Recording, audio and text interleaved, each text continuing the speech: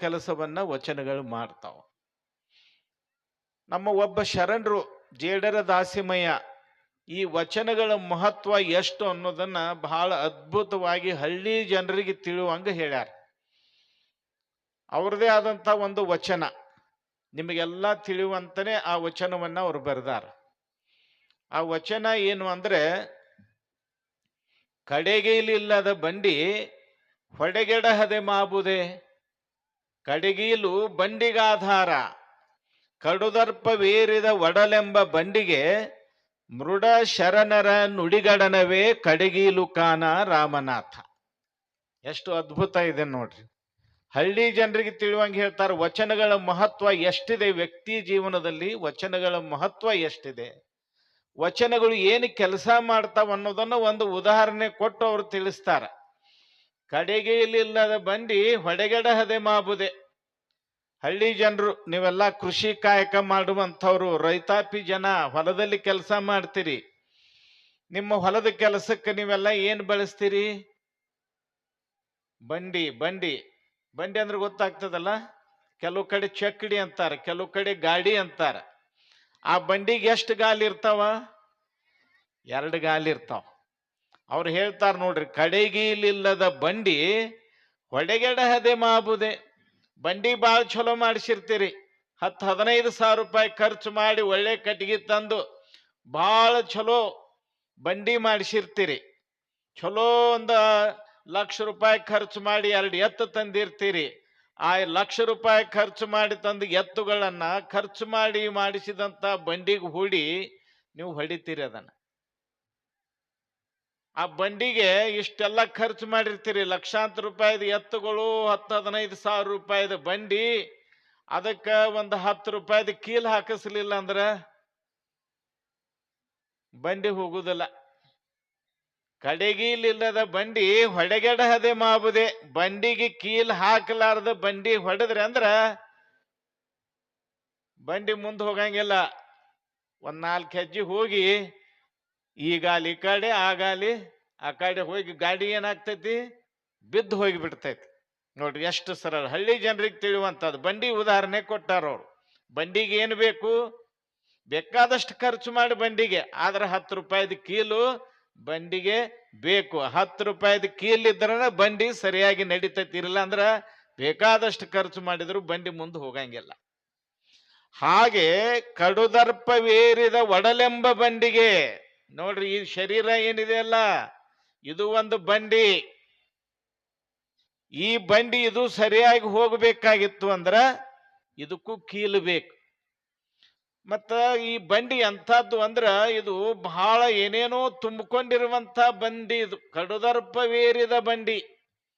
ಇದ್ರ ಒಳಗ ಕಾಮ, ಕ್ರೋಧ, ಲೋಭ, ಮೋಹ, ಮದ, ಮತ್ಸರ, ಆಸೆ, ಆಮಿಷ ಇವೆಲ್ಲ ತುಂಬಿಕೊಂಡು ಬಿಟ್ಟವ. ಯಾವುದ್ರಾಗ? ಈ ಒಡಲು, ಈ ಶರೀರ ಅನ್ನುವಂಥ ಒಂದು ಬಂಡಿ ಒಳಗ ಇದೆಲ್ಲ ತುಂಬಿಕೊಂಡು ಬಿಟ್ಟೈತಿ. ಬಹಳ ವಜ್ಜಾಗೈತಿ ಬಂಡಿಗೆ. ಇಂಥ ಬಂಡಿ ಇದು ಸರಳವಾಗಿ ಹೋಗಬೇಕಾಗಿತ್ತು ಅಂದ್ರೆ ಇದಕ್ಕೂ ಕೀಲು ಬೇಕಲ್ಲ. ಕೀಲು ಹಾಕ್ಲಿಲ್ಲ ಅಂದ್ರೆ ಏನಾಗ್ತದ? ಬಂಡಿ ಬಿದ್ದು ಹೋಗಿಬಿಡ್ತದ.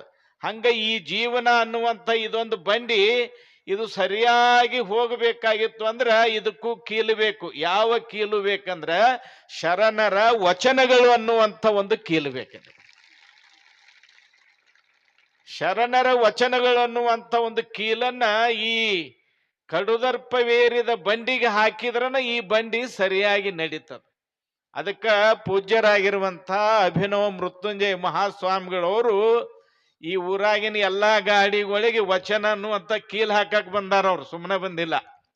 ಅಂದ್ರ ಇವ್ರ ಗಾಡಿ, ಇವ್ರ ಜೀವನ ಅದು ಸರಿಯಾಗಿ ನಡೀಲಿ, ನಡೆದು ಒಂದು ಗುರಿಯನ್ನ ಮುಟ್ಲಿ ಅಂತ ಹೇಳಿ ಈ ಬಂಡಿಗೆ, ಜೀವನ ಅನ್ನುವಂಥ ಒಂದು ಬಂಡಿಗೆ ವಚನ ಅನ್ನುವಂಥ ಒಂದು ಕೀಲನ್ನು ಹಾಕುವುದಕ್ಕೆ ಬಂದವರು ಯಾರು? ಪೂಜ್ಯರಾಗಿರುವಂಥ ಮೃತ್ಯುಂಜಯ ಮಹಾಸ್ವಾಮಿಗಳವರು. ವಚನ ದರ್ಶನ ಅನ್ನುವಂಥ ಒಂದು ಪ್ರವಚನದ ಮೂಲಕ ನಮ್ಮೆಲ್ಲರನ್ನ ಸನ್ಮಾರ್ಗದಲ್ಲಿ ನಡೆಸುವಂತ ಒಂದು ಕೆಲಸವನ್ನ ಅವರು ಬಹಳ ಯಶಸ್ವಿಯಾಗಿ ಮಾಡ್ತಾ ಇದ್ದಾರೆ. ಬಸವಾದಿ ಶಿವಶರಣರ ವಚನಗಳು ಬಹಳ ಅಮೂಲ್ಯವಾಗಿರುವಂಥವು. ಆ ವಚನಗಳನ್ನು ಓದೋದ್ರಿಂದ ನಾವು ದಾರಿ ತಪ್ಪುವುದಿಲ್ಲ. ನಮಗೂ ಸುಖ, ಶಾಂತಿ, ನೆಮ್ಮದಿ, ಸಮಾಧಾನ ಎಲ್ಲವೂ ಬೇಕಾಗಿತ್ತು ಅಂದ್ರೆ ನಾವು ಏನು ಮಾಡ್ಬೇಕಂದ್ರ ಶರಣರ ವಚನಗಳನ್ನ ಓದಬೇಕು, ಶರಣರ ವಚನಗಳನ್ನ ಕೇಳಬೇಕು, ಶರಣರ ವಚನಗಳಲ್ಲಿರುವಂತ ಅರ್ಥವನ್ನ ತಿಳ್ಕೋಬೇಕು, ಅದರಂತೆ ನಮ್ಮ ಜೀವನವನ್ನ ಸಾಗಿಸಬೇಕು. ಅಂದಾಗ ಜೀವನ ಅದು ಸುಖದಿಂದ ಕೂಡಿರ್ತದೆ, ಶಾಂತಿಯಿಂದ ಕೂಡಿರ್ತದೆ, ನೆಮ್ಮದಿಯಿಂದ ಕೂಡಿರ್ತದೆ, ಸಂತೃಪ್ತಿಯಿಂದ ಕೂಡಿರ್ತದೆ. ಅಂಥ ಒಂದು ವಚನಗಳನ್ನ ನಿತ್ಯವೂ ಅಧ್ಯಯನ ಮಾಡಬೇಕು. ಯಾಕಂದ್ರೆ ಅವು ಅಷ್ಟು ಅಮೂಲ್ಯವಾಗಿರುವಂಥವು, ನಮ್ಮನ್ನ ಸರಿಯಾದ ದಾರಿಯಲ್ಲಿ ನಡೆಸುವಂಥ, ನಮ್ಮ ಬದುಕಿಗೆ ಬೆಳಕನ್ನು ಕೊಡುವಂಥ, ನಮ್ಮ ಬಾಳನ್ನ ಬೆಳಗಿಸುವಂಥ ಒಂದು ಶಕ್ತಿ ಆ ವಚನಗಳಿಗಿದೆ. 12ನೇ ಶತಮಾನದಲ್ಲಿ ಶರಣರು ಈ ವಚನಗಳಿಗೆ ಬಹಳ ಮಹತ್ವ ಕೊಟ್ಟರು. ಯಾಕಂದ್ರೆ ಅನುಭವದ ವಚನಗಳು, ಮನುಷ್ಯನ ಬದುಕಿಗೆ ಬೆಳಕನ್ನು ಕೊಡುವಂಥ, ಮನುಷ್ಯನಿಗೆ ಮುಕ್ತಿಯ ಮಾರ್ಗವನ್ನು ತೋರಿಸುವಂತ ಒಂದು ಶಕ್ತಿ ಈ ವಚನಗಳಲ್ಲಿ ಇರುವುದರಿಂದ ಅವರು ವಚನಗಳಿಗೆ ಬಹಳ ಬೆಲೆ ಕೊಟ್ಟರು. ಇವತ್ತಿಗೂ ಕೂಡ ನಾವು ವಚನಗಳಿಗೆ ಬೆಲೆ ಕೊಟ್ರೆ, ವಚನಗಳನ್ನು ನಮ್ಮದಾಗಿಸಿಕೊಂಡ್ರೆ ನಮ್ಮ ಜೀವನ ಬಹಳ ಸರಿಯಾಗಿ ನಡೀತದೆ. 12ನೇ ಶತಮಾನದಲ್ಲಿ ಅದೇ ಜೇಡರದಾಸಿಮಯ್ಯನವರು ಒಂದು ಮಾತು ಹೇಳ್ತಾರೆ, ಕರಿಯ ನಿತ್ತಡೆ ಒಲ್ಲೆ, ಸಿರಿಯ ನಿತ್ತಡೆ ಒಲ್ಲೆ, ಹಿರಿದಪ್ಪ ರಾಜ್ಯವ ನಿತ್ತಡೆ ಒಲ್ಲೆ, ನಿಮ್ಮ ಶರಣರ ಸೂನುಡಿಯ ಒಂದರಗಳಿಗೆ ನಿತ್ತಡೆ, ನಿಮ್ಮ ನಿತ್ಯ ಕಾನ ರಾಮನಾಥ ಅಂತ. ಎಷ್ಟು ಅದ್ಭುತ ಹೇಳ್ತಾರೆ ನೋಡ್ರಿ. ನನಗ ನೀವು ಆನೆ ಕೊಡ್ತೀವಂದ್ರು ಕೂಡ ಆನೆ ಬೇಡ ಅಂತ ಹೇಳ್ತಾರ ಅವರು. ಕರಿಯ ನಿತ್ತಡೆ ಒಲ್ಲೆ, ಕರಿ ಅಂದ್ರೆ ಆನೆ, ಆನೆ ಕೊಡ್ತೇನಂದ್ರು ನನಗೆ ಬೇಡ ಅಂತಾರ. ಆನೆ ಬಹಳ ಬೆಲೆಯುಳ್ಳಂತ ಪ್ರಾಣಿ. ಆನೆ ಬದುಕಿದ್ದಾಗೂ ಬೆಲೆ ಇರ್ತದ, ಸತ್ತ ಮೇಲೇನು ಅದಕ್ಕೆ ಬೆಲೆ ಇರ್ತದ. ಅಂಥ ಆನೆಯನ್ನ ಕೊಡ್ತೇನಂದ್ರು ಕೂಡ ಅದು ನನಗೆ ಬೇಡ ಅಂತಾರ. ಸಿರಿಯ ನಿತ್ತಡೆ ಒಲ್ಲೆ, ಬಹಳ ಸಂಪತ್ತನ್ನೇ ನಿನಗೆ ಕೊಡ್ತೀನಿ ತಗೋಪ್ಪ ಅಂದ್ರು ಕೂಡ ನನಗೆ ಆ ಸಂಪತ್ತಿನ ಅವಶ್ಯಕತೆ ಇಲ್ಲ, ನನಗೆ ಸಂಪತ್ತು ಬೇಡ ಅಂತ ಹೇಳ್ತಾರೆ. ಹಿರಿದಪ್ಪ ರಾಜ್ಯವನ್ನಿತ್ತಡೆ ಒಲ್ಲೆ, ಬಹಳ ದೊಡ್ಡ ಸಾಮ್ರಾಜ್ಯವನ್ನ ನಿನಗೆ ಕೊಡ್ತೀನಿ ತಗೊಂಡು ಹೋಗಪ್ಪ ಅಂದ್ರು ಕೂಡ ನನಗಂಥ ಸಾಮ್ರಾಜ್ಯದ ಅವಶ್ಯಕತೆ ಇಲ್ಲ, ನನಗ ಆ ಸಾಮ್ರಾಜ್ಯ ಬೇಡ ಅಂತ ಹೇಳ್ತಾರೆ. ಹಾಗಾದ್ರೆ ನಿನಗೆ ಏನು ಬೇಕು ಅಂತ ಕೇಳಿದ್ರ, ನಿಮ್ಮ ಶರಣರ ಸೂನುಡಿಯ ಒಂದರಗಳಿಗೆ ನಿತ್ತಡೆ, ನಿಮ್ಮ ನಿತ್ಯ ಕಾನ ರಾಮನ. ನನಗೆ ಏನು ಬೇಕು ಅಂದ್ರೆ ನಿಮ್ಮ ಶರಣರ ವಚನಗಳು ಬೇಕು. ನಿಮ್ಮ ಶರಣರ ವಚನಗಳನ್ನ ಕೊಟ್ರೆ ನನ್ನ ಬದುಕು ಪಾವನ ಆಗ್ತದೆ. ನನಗೆ ವಚನಗಳು ಬೇಕು, ನನಗೆ ಆನೆ ಬೇಡ, ನನಗೆ ಸಿರಿ ಸಂಪತ್ತು ಬೇಡ, ನನಗೆ ಯಾವುದೇ ದೊಡ್ಡ ರಾಜ್ಯದ ಅವಶ್ಯಕತೆ ಇಲ್ಲ, ನನಗೆ ಬೇಕಾಗಿರುವಂತಹದ್ದು ನಿಮ್ಮ ಶರಣರ ವಚನಗಳು ಅಂತೇಳಿ ಶರಣರು ಕೇಳಬೇಕಾದ್ರೆ ಆ ವಚನಗಳ ಮಹತ್ವ ಎಂತಹದ್ದು ನಾವು ಗಮನಿಸ್ಬೇಕು. ಅದೇ ವಚನಗಳ ಸಾರವನ್ನ ಇವತ್ತು ನಿಮಗೆಲ್ಲ ತಿಳಿಸಿಕೊಡುವುದಕ್ಕೆ ಪೂಜ್ಯರಾಗಿರುವಂಥ ಅಭಿನವ್ ಮೃತ್ಯುಂಜಯ ಮಹಾಸ್ವಾಮಿಗಳವರು ಇಲ್ಲಿ ಪ್ರವಚನ ಕಾರ್ಯಕ್ರಮವನ್ನು ಹಮ್ಮಿಕೊಂಡಾರ. ಬರೇ ಪ್ರವಚನ ಕಾರ್ಯಕ್ರಮ ಅಲ್ಲ, ಪಾದಯಾತ್ರೆ ಮೂಲಕ ಜನಜಾಗೃತಿಯನ್ನು ಮಾಡುವಂತಹ ಒಂದು ಕೆಲಸವನ್ನು ಮಾಡ್ತಾ ಇದ್ದಾರೆ. ಜನರಲ್ಲಿರುವಂತಹ ದುರ್ಗುಣಗಳನ್ನ ಬಿಡಿಸುವಂತಹ ಕೆಲಸ ಮಾಡ್ತಾ ಇದ್ದಾರೆ. ಜನರಲ್ಲಿರುವಂತಹ ದುರ್ವ್ಯಸನಗಳನ್ನ ತೆಗೆದು ಹಾಕುವಂತ ಒಂದು ಕೆಲಸವನ್ನು ಮಾಡ್ತಾ ಇದ್ದಾರೆ. ಮನುಷ್ಯ ದುರ್ವ್ಯಸನ ದುರಾಚಾರಗಳನ್ನು ಬಿಟ್ಟಾಗ ಶಾಂತಿಯಿಂದ ನೆಮ್ಮದಿಯಿಂದ ತನ್ನ ಬದುಕನ್ನು ಸಾಗಿಸ್ತಾನೆ. ಯಾವಾಗಲೂ ಮನುಷ್ಯನಲ್ಲಿ ದುರ್ವ್ಯಸನಗಳು ಇರಬಾರ್ದು, ದುರಾಚಾರಗಳಿರಬಾರ್ದು, ಯಾವುದೇ ಕೆಟ್ಟ ಚಟಗಳು ಮನುಷ್ಯನಲ್ಲಿ ಇರಬಾರ್ದು. ಏನಾದರೂ ಇದ್ರೆ ಭಗವಂತನಲ್ಲಿ ವಿಶ್ವಾಸ ಇರಬೇಕು, ಹಾಗೂ ಸಮಾಜದ ಬಗ್ಗೆ ಪ್ರೀತಿ ಕಳಕಳಿ ಇರಬೇಕು. ಬಸವಣ್ಣವರು ಕೂಡ ದೇವರಲ್ಲಿ ಪ್ರಾರ್ಥನಾ ಮಾಡಿಕೊಳ್ತಾರೆ, ಅಯ್ಯ ಎನ್ನ ದುರ್ವ್ಯಸನಿ ದುರಾಚಾರಿ ಎಂದೆನಿಸದಿರಯ್ಯ, ಎನ್ನ ಲಿಂಗ ವ್ಯಸನಿ ಜಂಗಮ ಪ್ರೇಮಿ ಎಂದೆನಿಸಯ್ಯ ಅಂತಾರವ್ರು. ದುರ್ವ್ಯಸನಿ ಆಗಬಾರ್ದು, ನಾನು ದುರ್ವ್ಯಸನಿ ಆಗಿ ದುಃಖವನ್ನ ಅನುಭವಿಸುವಂತಾಗಬಾರದು, ದುರಾಚಾರಿ ಆಗಬಾರದು. ನಾನು ಏನಾಗಬೇಕು? ಲಿಂಗ ವ್ಯಸನಿ ಆಗಬೇಕು, ಜಂಗಮ ಪ್ರೇಮಿ ಆಗಬೇಕು ಅಂತ ಹೇಳ್ತಾರೆ. ಲಿಂಗ ವ್ಯಸನ ಅಂದ್ರೆ ದೇವರಲ್ಲಿ ಭಕ್ತಿ ಶ್ರದ್ಧೆ ವಿಶ್ವಾಸವುಳ್ಳವನಾಗಬೇಕು. ಜಂಗಮ ಪ್ರೇಮಿ ಆಗಬೇಕಿದ್ರ ಅರ್ಥ ಏನು? ವಿಶಾಲವಾಗಿರುವಂತ ಅರ್ಥದಲ್ಲಿ ಸಮಾಜದ ಪ್ರೇಮಿ ಆಗಿರಬೇಕು. ನನ್ನ ಬದುಕನ್ನ ನಾನು ಸಮಾಜಕ್ಕಾಗಿ ಮೀಸಲಾಗಿಡಬೇಕು, ಪರೋಪಕಾರಕ್ಕಾಗಿ ಮೀಸಲಾಗಿಡಬೇಕು. ದೇವರು ಈ ಶರೀರವನ್ನು ಕೊಟ್ಟಾನ, ಎದಕ್ಕೆ ಕೊಟ್ಟಾನ? ಇನ್ನೊಬ್ಬರಿಗೆ ಉಪಕಾರ ಮಾಡೋದಕ್ಕೆ ಈ ಶರೀರವನ್ನು ಕೊಟ್ಟಾನ. ಜಗತ್ತಿನಲ್ಲಿರುವಂತ ಎಲ್ಲ ಪ್ರಾಣಿ ಪಕ್ಷಿ ಪಶು ಹಳ್ಳ ಕೊಳ್ಳ ಗಿಡ ಮರ ಎಲ್ಲವೂ ಪರೋಪಕಾರದ ಕೆಲಸ ಮಾಡ್ತಾವ. ನಿಮಗೆ ಗೊತ್ತಿರೋದಿಲ್ಲ, ನೀವು ಅದ ಕಡೆ ಲಕ್ಷ್ಯ ಕೊಟ್ಟಿಲ್ಲ. ಪರೋಪಕಾರಾಯ ಫಲಂತಿ ವೃಕ್ಷ ಅಂತ ಹೇಳ್ತಾರೆ. ನಿಮ್ಮ ಹೊಲದಾಗ ಮಾವಿನ ಗಿಡಗಳದಾವು, ಹಣ್ಣು ಕೊಡ್ತಾವಿಲ್ಲವು. ಹಣ್ಣು ಕೊಡೋದ್ರಿಂದ ಆ ಗಿಡಗಳಿಗೆ ಏನಾದ್ರೂ ಲಾಭ ಐತೇನು? ಇಲ್ಲ. ಅವು ಪರೋಪಕಾರ ಬುದ್ಧಿಯಿಂದ ಕೊಡ್ತಾವು. ನಮ್ಮ ಹಣ್ಣನ್ನು ಈ ಜನ ತಿಂದು ಸಂತೋಷ ಪಡ್ಲಿ ಅಂತೇಳಿ ಗಿಡಗಳು ಹಣ್ಣನ್ನು ಕೊಡ್ತಾವ. ನಿಮ್ಮ ಮನೆಯಾಗ ಎಮ್ಮಿ ಆಕಳ ಇರ್ತಾವ, ಅವು ಹಾಲು ಕೊಡ್ತಾವ. ಹಾಲು ಕೊಡೋದ್ರಿಂದ ಅವಕ್ಕೇನಾದ್ರೂ ಲಾಭ ಐತೇನು? ಇಲ್ಲ. ನಮ್ಮ ಹಾಲನ್ನು ಕುಡಿದು ಈ ಜನ ಸಂತೋಷದಿಂದ ಜೀವನ ಸಾಗಿಸಲಿ ಅಂತೇಳಿ ಎಮ್ಮಿ ಆಕಳ ಎಲ್ಲ ಹಾಲು ಕೊಡ್ತಾವ. ಊರು ಮುಂದ ಹೊಳಿ ಹಳ್ಳ ಹರಿತಾವ. ಯಾಕೆ ಹರಿತಾವು? ನಮ್ಮ ನೀರನ್ನ ಬಳಸಿಕೊಂಡು ಜನ ಬೆಳೀಲಿ, ಸುಖದಿಂದ ಬದುಕಲಿ ಅಂತ ಹೇಳಿ ಅವೆಲ್ಲ ಹರಿತಾವ. ನೋಡ್ರಿ, ಒಂದು ಗಿಡ ಮರಗಳಲ್ಲಿ ಇಂಥ ಒಂದು ಪರೋಪಕಾರ ಬುದ್ಧಿ ಐತಿ. ಆಕಳ ಎಮ್ಮಿ ಒಳಗೆ ಪರೋಪಕಾರದ ಬುದ್ಧಿ ಐತಿ. ಹೊಳೆ ಹಳ್ಳದೊಳಗೆ ಪರೋಪಕಾರ ಬುದ್ಧಿ ಐತಿ. ಮನುಷ್ಯ ಆಗಿ ಹುಟ್ಟಿ ಪರೋಪಕಾರ ಮಾಡ್ಲಿಲ್ಲ ಅಂದ್ರ ಆ ಎಮ್ಮಿ ಆಕಳಿಗಿಂತಲೂ ನಮ್ಮ ಜೀವನ ಕಡಿ ಆಗ್ತೈತಿ. ಅದಕ್ಕೆ ಪರೋಪಕಾರ ಮಾಡಬೇಕು. ಇದರ ಅರ್ಥ ಏನು? ಸಮಾಜ ಸೇವೆಯನ್ನು ಮಾಡಬೇಕು. ಸಮಾಜಕ್ಕಾಗಿ ನಮ್ಮ ಬದುಕನ್ನ ಮೀಸಲಾಗಿಡಬೇಕು. ಸಮಾಜ ಸೇವೆಯ ಮೂಲಕ ನಮ್ಮ ಬದುಕನ್ನ ಸಾರ್ಥಕ ಪಡಿಸಿಕೊಳ್ಬೇಕು ಅನ್ನುವಂಥ ಒಂದು ಮಾತನ್ನ ಬಸವಣ್ಣವರು ಬಹಳ ಸ್ಪಷ್ಟವಾಗಿ ಹೇಳ್ತಾರೆ. ಅದಕ್ಕೆ ನಾವು ದೇವರಲ್ಲಿ ವಿಶ್ವಾಸವುಳ್ಳವರಾಗಬೇಕು. ಆಮೇಲೆ ಸಮಾಜದ ಬಗ್ಗೆ ಕಳಕಳಿಯುಳ್ಳವರಾಗಬೇಕು. ಸಮಾಜದ ಸೇವೆಯನ್ನು ಮಾಡಬೇಕು ಅನ್ನುವಂಥ ಒಂದು ಮಾತನ್ನು ಬಹಳ ಸ್ಪಷ್ಟವಾಗಿ ಹೇಳ್ತಾರ. ಬಸವಣ್ಣನವರ ಜೀವನ ಏನಿದೆಯಲ್ಲ ಅದು ಪರೋಪಕಾರದ ಜೀವನ ಆಗಿತ್ತು. ಆ ಕಾಲದಲ್ಲಿ ಎಷ್ಟು ಜನರಿಗೆ ಅವರು ಕಲ್ಯಾಣವನ್ನು ಮಾಡಿದ್ರು. ಅವರು ಬದುಕಿದಂಥ ಪ್ರದೇಶಕ್ಕೆ ಕಲ್ಯಾಣ ಅಂತಾನೆ ಹೆಸರು. ಇವತ್ತು ಅದನ್ನ ಬಸವ ಕಲ್ಯಾಣ ಅನ್ನುವಂಥ ಹೆಸರಿನಿಂದ ನಾವು ಕರಿತೀವಿ. ಅವರು ಪರೋಪಕಾರದ ಕೆಲಸವನ್ನು ಮಾಡಿದರು. ಎಲ್ಲರಿಗೂ ಒಳ್ಳೆಯದನ್ನ ಬಯಸಿದರು. ಕೆಳಗೆ ಬಿದ್ದವರನ್ನ ಮೇಲೆ ಎತ್ತುವಂತಹ ಕೆಲಸ ಮಾಡಿದರು. ಬಸವಣ್ಣನವರು ಸಾಮಾನ್ಯ ವ್ಯಕ್ತಿಗಳಲ್ಲ. ಅದಕ್ಕನೆ ಆ ಕಾಲದ ಅನೇಕ ಜನ ಶರಣರು ಅವರಿಗೆ ಮಹಾಮಾನವತಾವಾದಿ ಅಂತ ಕರೆದ್ರು, ಜಗಜ್ಯೋತಿ ಅಂತ ಕರೆದ್ರು, ಗುರು ಅಂತ ಕರೆದ್ರು, ಜಗದ್ಗುರು ಅಂತ ಕರೆದ್ರು, ವಿಶ್ವಗುರು ಅಂತ ಕರೆದ್ರು. ನೋಡ್ರಿ, ಬಸವಣ್ಣ ಸಾಮಾನ್ಯನಾಗಿರುವಂಥ ವ್ಯಕ್ತಿ ಅಲ್ಲ. ಅಂಥ ಒಂದು ಪರೋಪಕಾರದ ಕಾರ್ಯಗಳನ್ನು ಮಾಡೋದ್ರ ಮೂಲಕ ಇವತ್ತು ವಿಶ್ವ ಜ್ಯೋತಿಯಾಗಿ ಜಗಜ್ಯೋತಿಯಾಗಿ ಅವರು ಇವತ್ತು ನಮ್ಮೆಲ್ಲರ ಸ್ಮರಣೆಯಲ್ಲಿ ಅದಾರೆ. ಅಂದ್ರೆ ಬಸವಣ್ಣನವರ ವ್ಯಕ್ತಿತ್ವ ಎಂಥದ್ದು ಅನ್ನೋದನ್ನು ನಾವು ಬಹಳ ಸ್ಪಷ್ಟವಾಗಿ ಗಮನಿಸಬೇಕು. ಹೊನ್ನಿಂಗೆ ಬಂದಾತನಲ್ಲ, ಹೆಣ್ಣಿಂಗೆ ಬಂದಾತನಲ್ಲ, ಮಣ್ಣಿಂಗೆ ಬಂದಾತನಲ್ಲ, ಭಕ್ತಿ ಪಥವ ತೋರ ಬಂದಾತ ನಮ್ಮ ಸಂಗನ ಬಸವಣ್ಣ ಅಂತ ಹೇಳ್ತಾರೆ.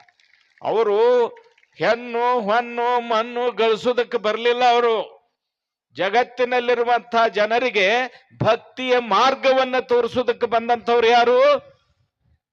ಬಸವಣ್ಣನವರು. ನೋಡ್ರಿ, ಅಂತ ಒಂದು ಅದ್ಭುತವಾಗಿರುವಂತಹ ವ್ಯಕ್ತಿತ್ವ ಬಸವಣ್ಣವರು. ಎಲ್ಲರನ್ನೂ ಕೂಡ ನಮ್ಮವರು ಅಂತ ಒಪ್ಪಿಕೊಂಡ್ರು. ಇವನಾರವ ಇವನಾರವ ಇವನಾರವ ಎಂದೆನಿಸದಿರಯ್ಯ, ಇವ ನಮ್ಮವ ಇವ ನಮ್ಮವ ಇವ ನಮ್ಮವ ಎಂದೆನಿಸಯ್ಯ, ಕೂಡಲ ಸಂಗಮ ದೇವ ನಿಮ್ಮ ಮಹಾಮನೆಯ ಮಗನೆಂದೆನಿಸಯ್ಯ. ಎಷ್ಟು ಅದ್ಭುತವಾಗಿ ಹೇಳ್ತಾರೆ ನೋಡ್ರಿ. ಎಲ್ಲರನ್ನೂ ನಮ್ಮವರು ಅಂತ ಹೇಳಿ ಬಸವಣ್ಣನವರು ಅಪ್ಪಿಕೊಂಡ್ರು. ಆ ಬಸವಣ್ಣನವರ ವಚನಗಳನ್ನ ಇವತ್ತು ಪ್ರವಚನ ಮೂಲಕ ಪೂಜ್ಯ ಅಭಿನವ ಮೃತ್ಯುಂಜಯ ಮಹಾಸ್ವಾಮಿಗಳವರು ಇಲ್ಲಿ ಹೇಳಕ್ ಹತ್ತಾರ. ಜನರ ಮೇಲೆ ಎಷ್ಟು ಪರಿಣಾಮ ಆಗಿದೆ ಅಂದ್ರೆ ಅದಕ್ಕೊಂದು ನಿದರ್ಶನ ಅಂದ್ರೆ ಇವತ್ತು ಪ್ರಸಾದದ ವ್ಯವಸ್ಥೆಯನ್ನು ಮಾಡಿದಂಥವ್ರು ಇಸ್ಲಾಂ ಧರ್ಮದ ಬಂಧುಗಳು. ನೆನಪಿನಾಗ ಇಟ್ಕೊಳ್ರಿ,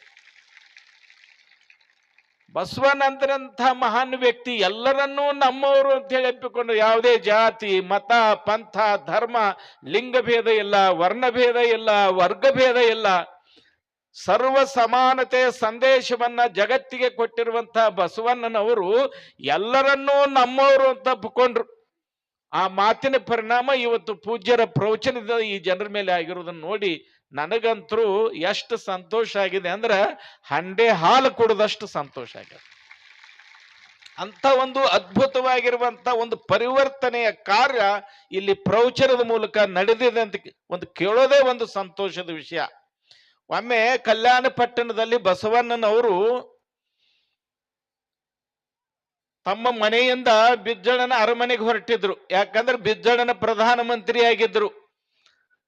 ಬಿಜ್ಜಳನ ರಾಜಸ್ಥಾನಕ್ಕೆ ಹೋಗುವಂತ ಸಂದರ್ಭದಲ್ಲಿ ಒಬ್ಬ ಅಸ್ಪೃಶ್ಯ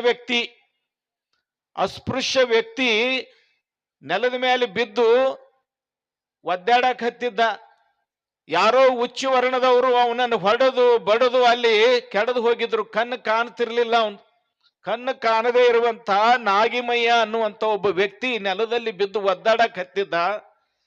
ಅದನ್ನ ಬಸವಣ್ಣನವರು ಬಿಜ್ಜಳನ ಅರಮನೆಗೆ ಹೋಗುತ್ತಿರುವಂತ ಸಂದರ್ಭದಲ್ಲಿ ನೋಡಿ ಓಡಿ ಹೋಗಿ ಆ ವ್ಯಕ್ತಿಯನ್ನ ಎತ್ತಿಕೊಂಡ್ರು. ಅಪ್ಪ ಬಸವಣ್ಣ, ನೀನು ನನ್ನ ಎತ್ತಿಕೊಂಡೆಲ್ಲಪ್ಪ ಅಂತ ಹೇಳಿ ಅವನ ಬಾಯಿಂದ ಬಂತು. ಬಸವಣ್ಣನವರಿಗೆ ಆಶ್ಚರ್ಯ ಆಗಿಬಿಡ್ತು. ಅಲ್ಲಪ್ಪ, ನಿನ್ನ ಕಣ್ಣು ಕಾಣಂಗಿಲ್ಲ, ಇಂಥ ಸಂಕಷ್ಟದ ಪರಿಸ್ಥಿತಿಯೊಳಗೆ ಬಿದ್ದು ಒದ್ದಾಡಕತ್ತಿ, ನಿನ್ನ ಬಂದು ಎತ್ತಿದವ ನಾನೇ ಬಸವಣ್ಣ ಅಂತ ನಿನಗೆ ಹೆಂಗ್ ಗೊತ್ತಾತು ಅಂತ ಬಸವಣ್ಣವ್ರು ಕೇಳಿದ್ರು. ಅವಾಗ ಆ ಕಣ್ಣು ಕಾಣದೇ ಇರುವಂತ ನಾಗಮೈ ಹೇಳ್ತಾನ, ಈ ಜಗತ್ತಿನೊಳಗ ಬಿದ್ದವರನ್ನ ಎತ್ತುವಂತ ಒಬ್ಬನೇ ವ್ಯಕ್ತಿ ಅವನು ಬಸವಣ್ಣ. ಮತ್ತು ಬಸವಣ್ಣ ಇರ್ಲಾರ್ದ ನನ್ನನ್ನು ಯಾರು ಎತ್ತಲಿಕ್ಕೆ ಸಾಧ್ಯ ಅಂತ ಕೇಳಿದಂತವ. ಆ ರೀತಿಯಲ್ಲಿ ಬಿದ್ದವರನ್ನ ಎತ್ತುವಂತ ಕಾರ್ಯವನ್ನ ತಮ್ಮ ಬದುಕಿನದ್ದಕ್ಕೂ ಮಾಡಿದಂಥವ್ರು ಬಸವಣ್ಣನವರು. ಅದಕ್ಕನ ಆ ಕಾಲದ ಎಲ್ಲ ಶರಣರು ಬಸವಣ್ಣನವರನ್ನ ಗುರು, ಜಗದ್ಗುರು, ಮಾರ್ಗದರ್ಶಕ, ಜಗಜ್ಯೋತಿ ಅಂತ ಹೇಳಿ ಬಹಳ ಅಭಿಮಾನದಿಂದ ಭಕ್ತಿಯಿಂದ ಕರೆದಿರೋದನ್ನ ನಾವೆಲ್ಲ ನೋಡ್ತೀವಿ. ಆ ಕಾಲದ ಶರಣರಿಗೆ ಬಸವ ಅನ್ನುವಂಥ ಮೂರಕ್ಷರಗಳೇ ಮಂತ್ರ ಆಗಿದ್ದು ನೆನಪಿನಾಗ ಇಟ್ಕೊಳ್ರಿ. ಇವತ್ತಿಗೂ ಕೂಡ ನಮ್ಮ ಗ್ರಾಮೀಣ ಪ್ರದೇಶದ ಜನರಿಗೆ ಬಸವ ಅನ್ನುವಂಥ ಮೂರಕ್ಷರಗಳೇ ಮಂತ್ರ. ಇವತ್ತು ಗ್ರಾಮೀಣ ಪ್ರದೇಶದಲ್ಲಿ ಎಲ್ಲೇ ಧಾರ್ಮಿಕ ಕಾರ್ಯಕ್ರಮಗಳು ನಡೆದಿರಲಿ, ಗುಡಿ ಗುಂಡಾರಗಳಲ್ಲಿ ಭಜನೆ ನಡೆದಿರಲಿ, ಅಲ್ಲೆಲ್ಲ ನಮ್ಮ ಜನ, ಹಳ್ಳಿ ಜನ ಶಿವನೇ ಬಸವ, ಬಸವ ಶಿವನೇ, ಶಿವನೇ ಬಸವ, ಬಸವ ಶಿವನೇ, ಈ ರೀತಿಯಲ್ಲಿ ಪ್ರಾರ್ಥನೆ ಮಾಡೋದನ್ನ ನಾವು ಇವತ್ತಿಗೂ ನಾವು ನೋಡ್ತೀವಿ. ಯಾಕ? ಬಸವ ಅನ್ನುವಂಥ ಮೂರಕ್ಷರಗಳು ಮಂತ್ರ ಸದೃಶ. ಯಾರು ಬಸವ ಅಂತಾರ ಅವರ ಕಷ್ಟ ಎಲ್ಲ ದೂರ ಆಗ್ತಾವ. ಇವತ್ತಿಗೂ ಕೂಡ ಅನೇಕ ಜನ ನಮ್ಮ ಹಿರಿಯರು ಏಳುವಾಗ ಬಸವ ಅಂತಾರ, ಕೂತ್ಕೊಳ್ಳುವಾಗ ಬಸವ ಅಂತಾರ, ಮಲಗುವಾಗ ಬಸವ ಅಂತಾರ, ಊಟ ಮಾಡುವಾಗ ಬಸವ ಅಂತಾರ, ನಡೆಯುವಾಗ ಬಸವ ಅಂತಾರ. ಬಸವ ಬಸವ ಬಸವ ಅನ್ನುವಂಥ ಮೂರಕ್ಷರಗಳಿಗೆ ಮಂತ್ರದ ಶಕ್ತಿ ಬಂದಿದೆ. ಅಂದ್ರೆ ಬಸವಣ್ಣನವರ ವ್ಯಕ್ತಿತ್ವ ಎಂಥದ್ದು ಅನ್ನೋದನ್ನ ನಾವು ಗಮನಿಸ್ಬೇಕು. ಬಸವ ಬಸವ ಬಸವ ಅನ್ನುವಂಥದ್ದು ಮಂತ್ರ. ಯಾರಾದರೂ ದೇವರಿಗೆ ಭಕ್ತಿಯನ್ನ ಸಲ್ಲಿಸಬೇಕಾಗಿದ್ರ ಅವ್ರು ಏನು ಪ್ರಾರ್ಥನೆ ಮಾಡ್ಬೇಕಂದ್ರೆ ಬಸವ ಅಂತನ ಪ್ರಾರ್ಥನೆ ಮಾಡಬೇಕು. ಮಡಿವಾಳ ಮಾಚಿದೇವರು ಹೇಳ್ತಾರ ಒಂದು ಕಡೆಗೆ, ಬಸವ ಬಸವ ಬಸವ ಎನ್ನದವನ ಭಕ್ತಿ ಶೂನ್ಯಕಾನ ಕಲಿದೇವರ ದೇವ ಅಂತ. ಯಾರು ಬಸವ ಬಸವ ಬಸವ ಅನ್ನಂಗಿಲ್ಲ, ಅವ್ರು ಎಷ್ಟು ಭಕ್ತಿ ಮಾಡಿದ್ರು ಕೂಡ ಭಕ್ತಿ ನಿರರ್ಥಕ. ಅದು ಅದರಿಂದ ಏನೂ ಪ್ರಯೋಜನ ಇಲ್ಲ. ಯಾರು ಬಸವ ಬಸವ ಬಸವ ಅನ್ಕೋತ ದೇವರಿಗೆ ಭಕ್ತಿಯನ್ನು ಸಮರ್ಪಣೆ ಮಾಡ್ತಾರೆ ಅದು ಸಾರ್ಥಕವಾಗಿರುವಂತಹ ಭಕ್ತಿ ಅಂತ ಹೇಳ್ತಾರೆ.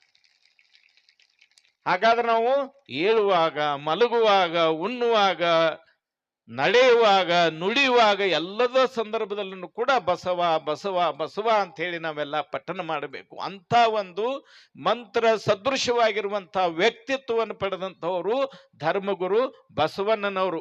ಅಂಥ ಬಸವಣ್ಣನವರು ಶರಣರನ್ನ ಬಹಳಷ್ಟು ಪ್ರೀತಿಸಿದ್ರು. ಆ ಕಾಲದಲ್ಲಿ ಅನೇಕ ಜನ ಶಿವಶರಣರು ನೋಡ್ರಿ, ಅವ್ರೇನು ಸಾಲಿಗೆ ಹೋದವರಲ್ಲ, ವಿಶ್ವವಿದ್ಯಾಲಯದ ಪದವಿ ಪಡೆದವರಲ್ಲ, ಆದರೂ ಕೂಡ ಬಸವಣ್ಣನವರು ಕೊಟ್ಟಿರುವಂತಹ ಧಾರ್ಮಿಕ ಸ್ವಾತಂತ್ರ್ಯವನ್ನು ಬಳಸಿಕೊಂಡು ಅವರು ಕೊಟ್ಟಿರುವಂತಹ ಜ್ಞಾನದ ಬಲದಿಂದ ಅವರು ಎಷ್ಟು ಅದ್ಭುತವಾಗಿರುವಂತಹ ವಚನಗಳನ್ನು ಬರೆದಾರ. ನಮ್ಮ ಪೂಜ್ಯರಾಗಿರುವಂತಹ ಮೃತ್ಯುಂಜಯ ಸ್ವಾಮಿಗಳು ಹೇಳಿದರು, 770 ಅಮರಗಣಗಳಲ್ಲಿ 300 ಜನ ಶಿವಶರಣರು ವಚನಗಳನ್ನ ರಚನೆ ಮಾಡಿದಂತ ವಚನಕಾರರು ಇದ್ರು ಅಂತ ಹೇಳಿದರು. ಅವರು ಏನು ಸಾಲಿಗೆ ಹೋಗಿ ವಿಶ್ವವಿದ್ಯಾಲಯದ ಪದವಿ ಪಡ್ಕೊಂಡು ಬಂದವರಲ್ಲ, ಬಸವಣ್ಣನವರಿಗೆ ಭಕ್ತಿಯನ್ನು ಸಮರ್ಪಿಸಿ ಅಂಥ ಒಂದು ದೊಡ್ಡ ಜ್ಞಾನವನ್ನ ಸಂಪಾದನೆ ಮಾಡಿದ್ರು. ಇವತ್ತು ಅವರು ಬರೆದಿರುವಂಥ ವಚನಗಳನ್ನ ವಿಶ್ವವಿದ್ಯಾಲಯದಲ್ಲಿ ವಿದ್ಯಾರ್ಥಿಗಳು ಓದಾಕತ್ಯಾರ ಈಗ. ಅಂದ್ರೆ ಅವರ ಶಕ್ತಿ ಅಂಥದ್ದು. ಅವರು ಅಂತ ಒಂದು ಶಕ್ತಿಯನ್ನ ಶಿವಶರಣರು ಪಡ್ಕೊಂಡಿದ್ರು. ಶಿವಶರಣರ ಬಗ್ಗೆ ಬಸವಣ್ಣನವರಿಗೆ ಅಪಾರವಾಗಿರುವಂಥ ಗೌರವ. ಅವರು ಅನೇಕ ಸಂದರ್ಭಗಳಲ್ಲಿ ಹೇಳ್ತಾರೆ, ಶಿವಶರಣರ ಬರವೆಮಗೆ ಪ್ರಾಣ ಜೀವಾಳವಯ್ಯ ಅಂತ.